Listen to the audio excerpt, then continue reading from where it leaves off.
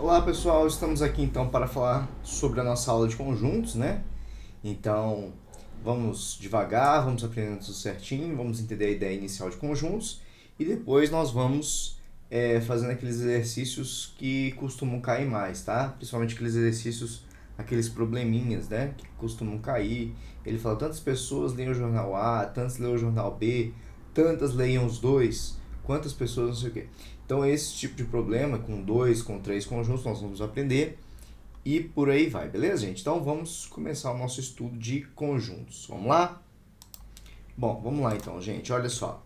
Primeira coisa é entender que conjuntos, entendemos por conjunto qualquer ideia de coleção, de modo que a natureza de seus componentes tenha pelo menos um atributo em comum. Então, por exemplo, quando eu falo o conjunto dos meus alunos do curso online, não são necessariamente pessoas que estão na mesma sala. São todas as pessoas que têm em comum, que são pessoas que fizeram acesso ao nosso curso e estão assistindo às nossas aulas. Quando eu viro para você e falo conjunto de jogadores que jogam no Cruzeiro, eu sei que você vai falar muitas coisas a respeito disso, mas o importante aqui é que são pessoas que têm em comum, jogam no mesmo time. Quando eu falo com você conjuntos de cartas de um baralho, são aquelas cartas que são daquele baralho e por aí vai. Então tudo isso são tipos de conjuntos, eles têm alguma coisa em comum, tá? Eles não necessariamente têm que estar no mesmo lugar, não necessariamente têm que tem que pertencer fisicamente ali no lugar, não. Tem alguma característica, tá bom? Então é isso, basicamente é isso. Então agrupamento de elementos a gente vai dar conjunto, beleza? Relação de pertinência. Pessoal, o negócio é o seguinte, todo conjunto ele tem um elemento. Por exemplo, um conjunto A tem número 1, 3, 8. Esse aqui é o conjunto A. Então reparem que a gente representa o conjunto por uma letra maiúscula e aqui estão os elementos. Cada um desses carinhas é um elemento. Se eu virar para você e desenhar o conjunto A, vai ter aqui o elemento 1, o elemento 3 e o elemento 8. Cada um desses elementos são do conjunto A. Então eu posso falar que o 3 pertence ao conjunto A. Repare que essa relação de pertinência, esse aqui é o símbolo pertence. Esse aqui é igual placa de trânsito, não pertence. Repare que é uma relação, você está relacionando entre elemento e conjunto. Então, eu estou relacionando um elemento com um conjunto, vendo se um elemento pertence ou não àquele conjunto. Então, preste bem atenção que isso é importante. O 7 não pertence ao A. O 7 estaria, por exemplo, aqui fora. Tá? Então, o 7 não pertence ao A. Então, essa aqui é a relação de pertinência. Esse símbolozinho que a gente usa pertence ou não pertence. É sempre uma relação entre elemento e conjunto. Beleza? Descrição de conjunto. Pode ser a descrição pela citação dos membros, por exemplo, as vogais do nosso alfabeto, A, E, I, O, U. Ou pela descrição de uma propriedade. X, preste bem atenção. O elemento aqui é um X. Vamos supor que isso aqui seja o conjunto A, tá? No conjunto A, a gente falou cada um dos elementos. A gente citou todos os elementos. Vamos pegar esse conjunto B aqui. Aqui o conjunto B, a gente não está citando cada um dos elementos. Nós estamos dando a propriedade que faz com que aqueles elementos sejam do conjunto B. E aí você vai aprender aqui, ó, o que eu estou escrevendo aqui, ó. X tal que... Então, o elemento do conjunto B é um X, um valor X, um valor que eu não sei ainda. Só que esse X, ele tem uma propriedade tal que, né? Tal que, esse símbolozinho é tal que, X, ou seja, cada elemento do conjunto B é estado da região sul do Brasil. Então, quais são os estados da região sul? Paraná, Santa Catarina, Rio Grande do Sul. Então, aqui está escrito por propriedade e aqui está escrito pela citação, tá? A gente vai fazer muito isso, por exemplo, eu quero falar que o x é um número de 3 a 8. Eu vou falar assim, ó. Vamos pegar um exemplo aqui. Se x tal que o x, vamos supor que ele é um número real. Daqui a pouco a gente vai falar sobre os números reais. X pertence aos reais, tá certo? X tal que x pertence aos reais e x é entre 3 e x está entre 3 e 8. Então, o x ele é maior igual a 3 e ele é menor igual a 8. Ele está entre 3 e 8. A gente vai falar sobre isso direitinho. Tá bom?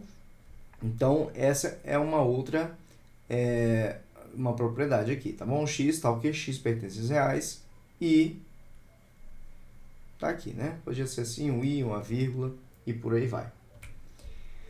Nós temos o conjunto vazio, que ele pode ser representado assim ou assim. Que é um conjunto vazio?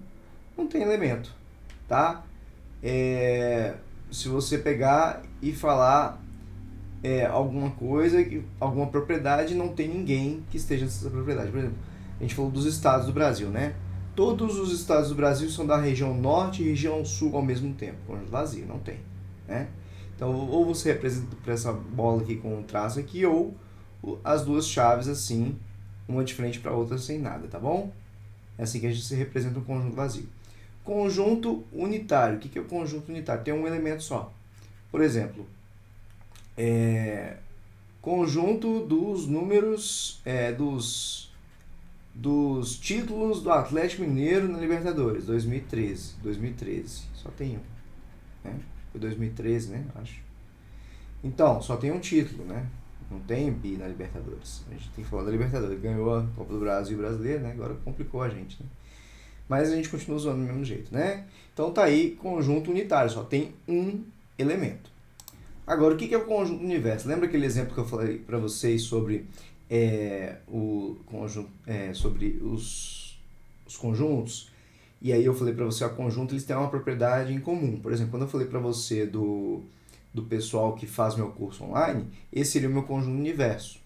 Todos os alunos que estão matriculados, independente se é EPICAR, se é ENEM, se é especialista, se é ESA, se é SPSEC, são todos meus alunos do conjunto, do conjunto dos alunos online. Agora, quando eu venho e especifico, não, eu quero só quem faz o ENEM, só quem faz especialista, só quem faz EPICAR, aí eu vou pegando uma parte do conjunto universo. O conjunto universo é o todo, tá? A gente vai trabalhar com o todo, tá bom? Vamos lá, para um exercíciozinho aqui, ó. Dê os elementos dos seguintes conjuntos. Vamos lá, cara. Letra A. Aqui o conjunto A. É a letra da palavra matemática. Eu tenho o M, eu tenho o A, eu tenho o T, eu tenho o E.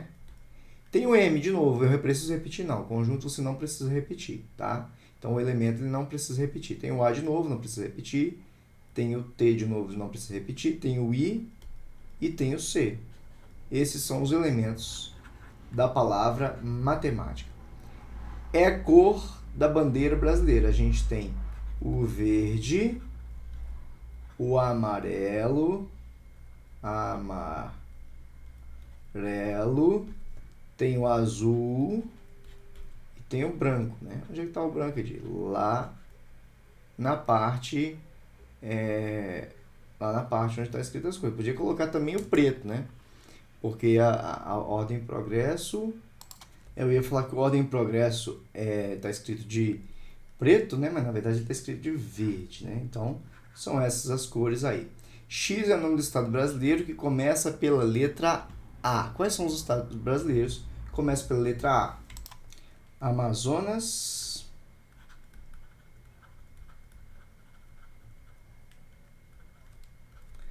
Amapá, Acre e Alagoas. Vou te pedir agora as capitais desse aqui, você vai saber? Isso aqui é Amapá, é um A, tá, gente? Então, esses seriam os estados, beleza? Vamos seguindo então, pessoal. Escreva por meio de uma propriedade característica dos elementos cada um dos seguintes conjuntos. Então, o A aqui, ó. X tal que X 0, 2, 4, 6, 8. É natural. O que é natural? São os elementos que a gente conta, tá? 1,3 é natural? Não. Menos 4? Não. São os números só que a gente conta. 0, 1, 2, 3, 4, 5. E par. Ali é um número natural e par. Depois a gente vai falar no finalzinho dessa aula, no final de conjuntos, nós vamos falar sobre os conjuntos numéricos, tá? X, tal que x é natural e o x está entre o x está entre 0, inclusive o 0, por isso eu vou botar o igual, e 9, de 0 a 9. Eu poderia escrever aqui de 0, natural, de 0 a 9. E eu poderia escrever entre 0 e 9? Não. Entre 0 e 9, o 0 e o 9 não entrariam. Entre é só quem está dentro. Os extremos não entram. Então, eu falo de 0 a 9, aí eu estou falando o 0 e o 9 juntos, né? C. Brasília, Rio de Janeiro, Salvador. Olha, eu não entendo muito de história, mas não são da mesma região. A única coisa que eu sei é que Brasília é a capital do Brasil, Rio de Janeiro eu sei que já foi, e mais ou menos eu lembro que parece que Salvador também foi. Acho que se bobear foi até uma das primeiras, né? Então, X é ou foi capital do Brasil. Acredito que seja isso, né, gente? Beleza? Tranquilo até aqui? Tô na frente aqui, deixa eu só sair um pouquinho só para você ver. Pronto, de 0 a 9, ali e pronto. Beleza? Vamos lá então, gente. Dois conjuntos A e B são iguais quando todo elemento de A pertence a B e, reciprocamente, todo elemento de B pertence a A. Então, se eu tiver o conjunto A, B, C, esses três elementos aqui, reparem que o conjunto é letra maiúscula, os elementos estão aqui em letra minúscula, e o conjunto B é o conjunto B, C, C, A. Então, reparem que o elemento A, B e C, os três estão no A, os elementos, né? A, B e C estão todos no A, e todos eles aparecem no B. E cada um desses elementos de B aparece em A. Mesmo tendo repetido o C aqui duas vezes, o importante é que o C está aqui em cima. Repetiu o A três vezes, não importa, ele está aqui em cima. Então, a gente pode dizer que o conjunto A é igual ao conjunto B. Resumindo, não precisa ficar repetindo o elemento, né? Eu já tinha falado com você sobre isso anteriormente, beleza? Subconjuntos. Um conjunto A é subconjunto de B se e somente se todo elemento de A pertence a B também. Com a notação A, esse símbolozinho B, indicamos que A é subconjunto de B, ou A está contido em B, ou A é parte de B. Então, o que é subconjunto, pessoal? É quando eu tenho um conjunto que está dentro do outro. Então, eu vou explicar isso para você. Eu tenho o conjunto B aqui e eu tenho o conjunto A aqui. Isso aqui que eu estou fazendo é o diagrama de Venn, tá, gente? A gente representa assim, ó. O diagrama de Venn é isso aqui, ó. O que é esse tal de diagrama de Venn que você está falando de? Você tem aqui o conjunto, aí você representa o conjunto por essa bolinha e coloca dentro dessa bolinha os elementos, né? Isso aqui, ó, esse aqui é o conjunto C, e aqui estão os elementos do conjunto C. Isso aqui é representar o que a gente chama de diagrama de Venn. Beleza? Então, aqui, o conjunto A tem um elemento 1 e 3, e o conjunto B tem ainda o 4, o 5 e o 7 aqui. Então, reparem que o A está completamente contido no B. Então, aqui eu posso falar isso. Se o A fosse esses dois aqui, mais um 8 aqui, então ele não estaria completamente dentro de B. Aí não seria A está contido em B, ou A é subconjunto de B. Para ele ser subconjunto, ele tem que estar todo dentro. Todos os elementos dele tem que ser do outro maior também. O conjunto está por fora também. Então, aqui a gente pode dizer A está contido em B, ou B contém... Eita, dificuldade para fazer os trem, né? Contém o A. A está contido em B ou B contém A, tá bom? É a mesma coisa falar isso. Quando não tiver, por exemplo, um conjunto C, imagina que aqui eu tivesse o conjunto C, aqui tem o elemento 8, aí tem o conjunto C aqui, ó, tem o 8 e o 9. Tem elemento do C que está dentro do B também, que é o 8 aqui, mas esse 9 não está. Então, se tem uma parte dele fora do B, então, nesse caso, a gente falaria que o C não está contido em B, ou também o B não contém o C, tá? Então, poderia falar assim. Algumas propriedades dos subconjuntos, olha, deixa eu só arrumar isso aqui que está errado aqui, tá? Aqui, na verdade, é o conjunto vazio está contido em todos os conjuntos, qualquer conjunto. Então, todo conjunto vazio é subconjunto de qualquer conjunto, tá? Então, isso aqui que está falando aqui. O A está contido em A, e o A contém A. Se o A está contido em B, ó, o A está contido em B e o B está contido em A, então os dois são iguais. É a propriedade antissimétrica. Essa aqui é reflexiva, antissimétrica. Se o A está no B e o B está no A, é porque eles são iguais. E aí, aqui, ó, se o A está contido em B e o B está contido em C, o que você conclui? Se o A está contido em B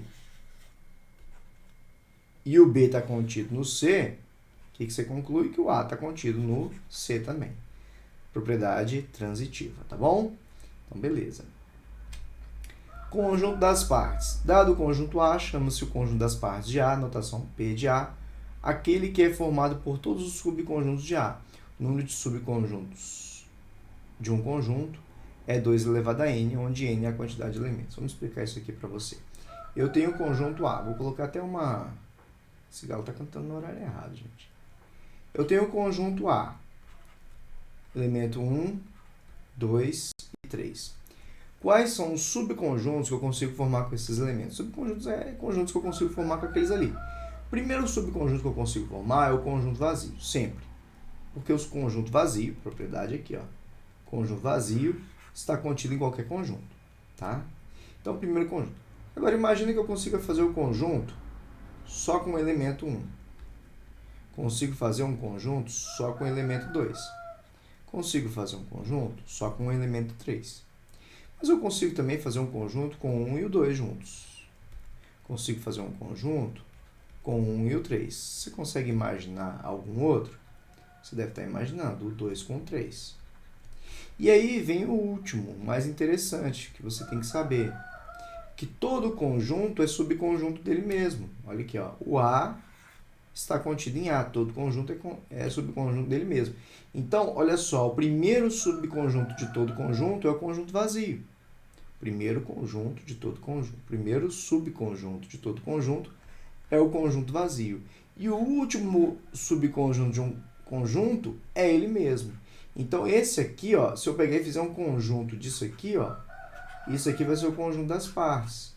São todos os subconjuntos do conjunto A. Agora, se você reparar, eu tenho aqui 1, 2, 3, 4, 5, 6, 7, 8 subconjuntos.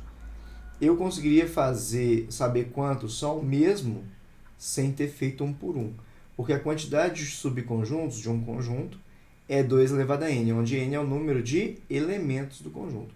Esse conjunto tem 1, 2, 3 elementos. Então, seria 2 elevado a 3. 2 elevado a 3 é 2 vezes 2 vezes 2. 2 vezes 2, 4. Vezes 2, 8. Então, o conjunto A teria 8 subconjuntos. Beleza? Então, mesmo sem ter feito um por um, eu conseguiria saber quantos subconjuntos tem o conjunto A. Principalmente que o primeiro subconjunto dele é o conjunto vazio e o último é ele mesmo. O próprio conjunto é subconjunto dele mesmo. Aí vai ser o subconjunto com mais elementos. Vai ser o próprio conjunto, tá? Então, você entendeu aqui o conjunto das partes, né? Isso aqui é interessante. Existem até umas questões mais interessantes sobre isso aqui, depois a gente vai trazer para vocês. E até em outras matérias utiliza isso aqui, tá? Então, vamos lá. Ó. Dado A e B, escreva com os símbolos da teoria de conjuntos as seguintes sentenças. Primeira, vamos lá, letra A aqui. Primeira aqui, ó. 3 é elemento de A, ou seja, o 3 pertence ao A. Estou relacionando elemento com conjunto, então eu uso o símbolo de pertinência. 1 não está em B, então 1 não pertence a B. Estou falando de elemento, nós vamos usar aqui. B é parte de A. B é parte de A. E aqui agora, B está contido em A. Tá? 4. B é igual a A. B é igual a A. Quinta aqui. 4 pertence a B. 4 pertence a B. Beleza, gente? Então, eu faria assim essas relações. Só que aí você deve estar se perguntando, Edi, tem coisa aí que não está batendo. Beleza, só que agora ele falou para classificar em verdadeiro ou falso. Deixa eu sair daqui da frente. Então, ele pediu agora para classificar como verdadeiro ou falso. Vamos pegar aqui e vamos classificar como verdadeiro ou falso cada uma dessas. 3 é elemento de A? Verdadeiro. 1 não pertence a B? Verdadeiro. B está contido em A? Olha, o B está contido em A, sim. O A é igual a B? Não, isso aqui é falso. E o 4 pertence a B? Verdadeiro. Então, a gente teria essas aí verdadeiras e só a 4 como falsa. Vamos lá. Vamos lá. Aqui, deixa eu colocar a canetinha preta. Aqui, ó. Sendo A, B, C e D, classificam verdadeiro ou falso. A está contido em D, olha. O A tem o 1, o D tem 1. O 2 aqui, o 2 está aqui. Todos os elementos do A estão em D, então ele realmente está contido em D. A está contido em B, olha. O 1 do A não está no B, então isso aqui é falso. Eu tinha que ter cada um dos elementos do A dentro do B ali. B está contido em C, o B é 2 e 3. O C não tem o 2, então isso aqui é falso. O D contém o B, sempre a boquinha aberta aqui é para quem é o maior, que está por fora. O B tem o 2 e o 3. O D tem o 2 e o 3, então isso aqui é verdadeiro. O C é igual ao D? Não, não é igual. Primeiro, esse aqui tem 3 elementos, esse aqui tem 4, né, distintos, então esse aqui é falso. O A não está contido em C. O A tem um 1, o C tem 1. O 2 não tem o 2, então ele não está contido em C. Isso aqui é verdadeiro, beleza? Então, fechamos aqui essa questão. Gente, eu vou encerrar aqui por aqui agora, então, e aí a gente volta para as operações de conjuntos, a união, interseção, a subtração, complementar, tá bom? E a gente volta nisso na próxima aula, beleza? Então, um forte abraço e até a próxima aula.